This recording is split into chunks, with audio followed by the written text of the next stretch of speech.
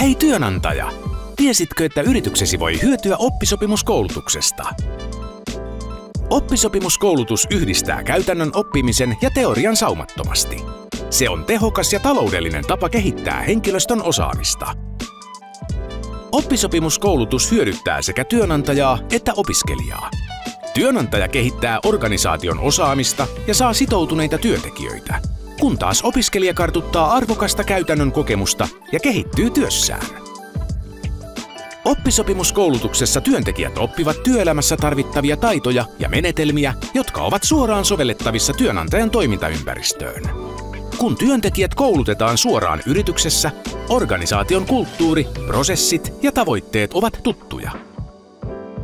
Oppisopimuskoulutuksessa työnantaja sitoutuu mahdollistamaan oppimisen työpaikalla ja nimeämään työpaikkaohjaajan, joka varmistaa laadukkaan opetuksen ja sujuvan yhteistyön koulutuksen aikana.